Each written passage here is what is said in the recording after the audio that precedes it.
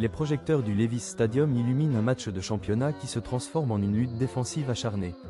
Nous sommes à la mi-temps du Super Bowl 60, et le tableau d'affichage témoigne d'occasions manquées et d'une domination défensive absolue.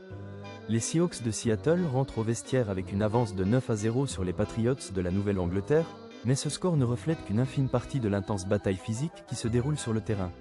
Alors que le public mondial s'attendait à un festival de points, il assiste à une véritable démonstration de pression et de résilience. Durant les 30 premières minutes de jeu, les étincelles offensives tant attendues ont laissé place à un jeu au sol implacable et à une pression défensive incessante.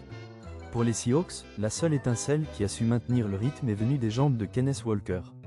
Véritable force de la nature, il a parcouru 94 yards en 14 courses, obligeant la défense à le surveiller de près. Sans ces courses explosives, l'attaque de Seattle serait complètement paralysée, Sam Darnold peinant à trouver son rythme, avec seulement 9 passes complétées sur 22 pour moins de 90 yards. La fin du deuxième quart-temps a offert les moments les plus dramatiques du match jusqu'à présent. Après avoir forcé un dégagement crucial à moins de 3 minutes de la mi-temps, les Seahawks ont progressé jusqu'à la ligne des 30 yards.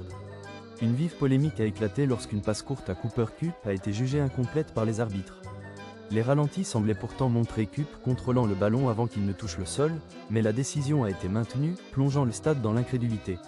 Sur l'action suivante, une tentative de touchdown pour Jackson Smith-Njigba a été stoppée par une intervention défensive sensationnelle de Christian Gonzalez, obligeant Seattle à se contenter de son troisième field goal de la mi-temps, inscrit par Jason Myers. Alors que Seattle trouve des solutions pour marquer des points, les New England Patriots sont actuellement confrontés à un effondrement offensif total.